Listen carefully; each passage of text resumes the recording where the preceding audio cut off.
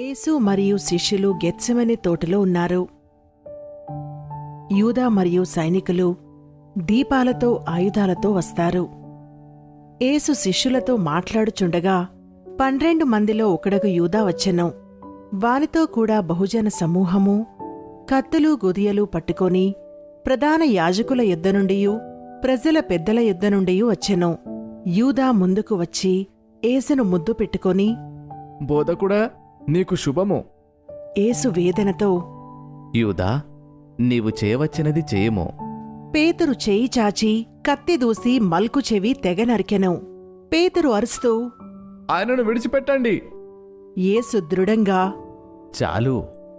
యేసు మల్కు చెవిని ముట్టి బాగుచేసెను. యేసు తన్ను పట్టుకొన వచ్చిన వారితో, మీరు బందిపోటు దొంగ మీదికి వచ్చినట్టు కత్తులతోనూ గుదియలతోనూ బయలుదేరి వచ్చితిరా. నేను అనుదినము మీ చెంత దేవాలయంలో ఉన్నప్పుడు మీరు నన్ను పట్టుకొనలేదు. అయితే ఇది మీ గడియ.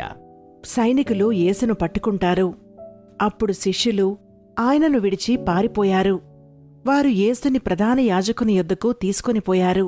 ఆ రాత్రి సైనికులు యేసును కొరడాలతో కొట్టి ఆయన ముఖము కప్పి, నీవు క్రీస్తువైతే నిన్ను కొట్టినవాడెవడో ప్రవచింపు అని ఆయనను అపహసించారు.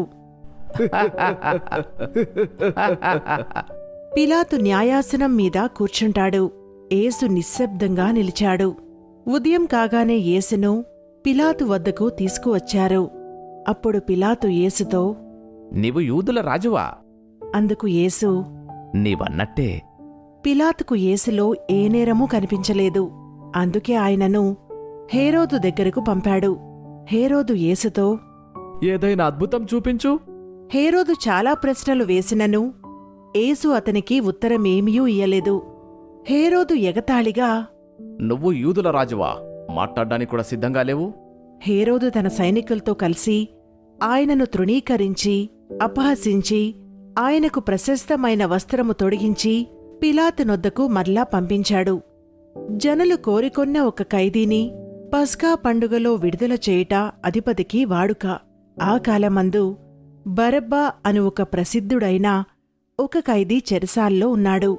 అప్పుడు పిలాతు, నేనెవరిని విడుదల చేయవలెనని మీరు కోరుచున్నారు? బరబ్బనా లేక క్రీస్తనబడిన యేసునా అని వాణ్ణి అడిగాడు. జనం అరుస్తూ, బరబ్బను విడిచిపెట్టండి, బరబ్బను విడిచిపెట్టండి, బరబ్బను విడిచిపెట్టండి.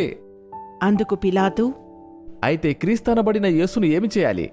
అయితే జనులు, సిలువ వేయండి, సిలువ వేయండి, సిలువ వేయండి, సిలువ వేయండి, సిలువ వేయండి, సిలువ వేయండి.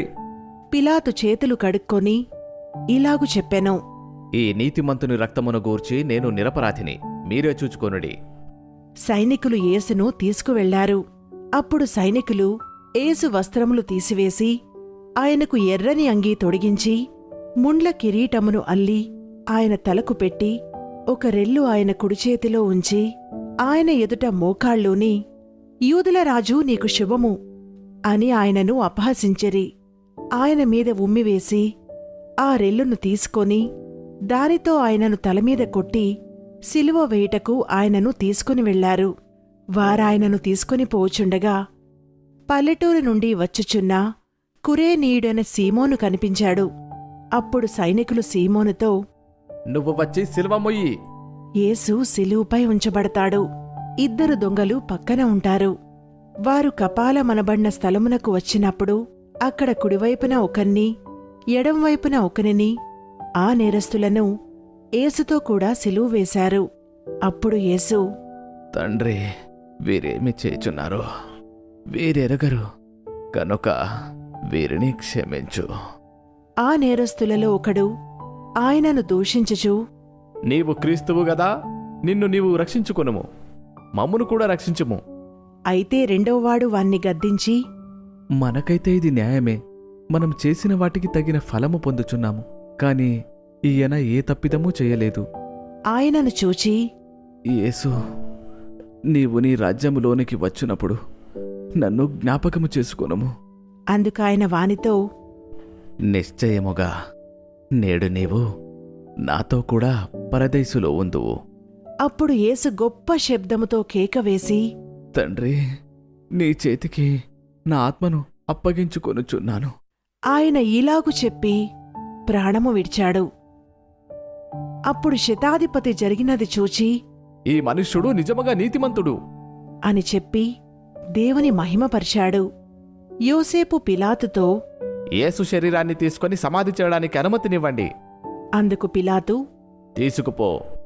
యోసేపు ఆ దేహమును తీసుకొని శుభ్రమైన నారబట్టతో చుట్టి తాను రాతిలో తొలిపించుకొన్న క్రొత్త సమాధిలో దాన్ని ఉంచి సమాధి ద్వారమునకు పెద్ద రాయి పొర్లించి వెళ్ళిపోయాడు. పునరుద్ధాన భాగము. ఆదివారమున తెల్లవారుచుండగా ఆ స్త్రీలు తాము సిద్ధపరిచిన సుగంధ ద్రవ్యములను తీసుకొని సమాధి యొద్దకు వస్తారు. సమాధి ముందర ఉండిన రాయి దొరలింపబడియుండుట చూచి లోపలికి వెళ్ళిరి కాని ప్రభువైన యేసు దేహము వారికి కనబడలేదు. ఇందును గూర్చి వారికేమీయూ తోచకయుండగా ప్రకాశమానమైన వస్త్రములు ధరించిన 2 మనుష్యులు వారి యొద్ద నిలువబడ్డారు.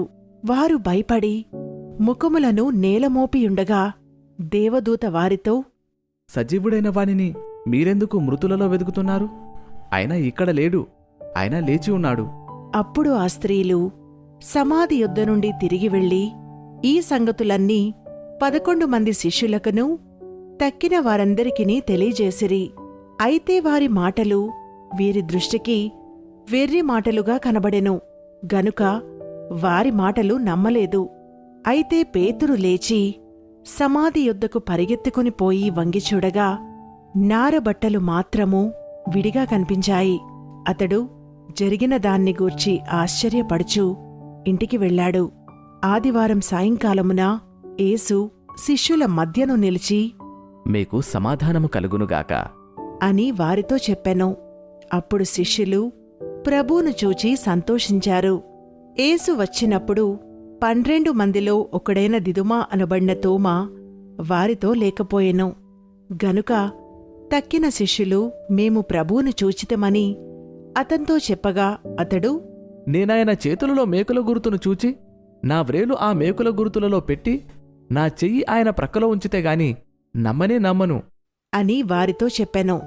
తరువాత యేసు తోమాను చూచి ఈలాగు చెప్పెను.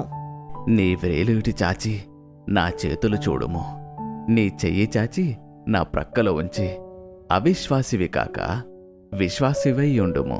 అందుకు తోమా ఆయనతో నా ప్రభువా, నా దేవా. అప్పుడు యేసు నీవు నన్ను చూచి నమ్మితివి, చూడక నమ్మిన వారు ధన్యులు.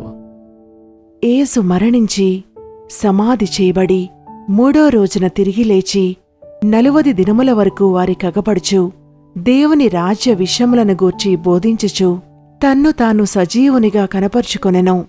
ఆయన వారిలో నుండి ప్రత్యేకింపబడి పరలోకమునకు ఆరోహణుడాయెను. దేవుని కుడిపాంశమున ఆసీనుడాయెను. యేసు ప్రభు మనలను తీసుకువెళ్లడానికి తిరిగి రానేయున్నారు. ధన్యవాదాలేసయ్యా. ఏసయ్య మనకోసం శిలువపై మరణించాడు. మన పాపాల్ని క్షమించడానికి తన ప్రాణమిచ్చాడు. ఏసయ్య మనలను ప్రేమిస్తున్నాడు. మనం కూడా ఏసయ్యను ప్రేమిద్దాం. ఏసయ్యా, మేము నిన్ను ప్రేమిస్తున్నాము. ఏసయ్యే మన రక్షకుడు.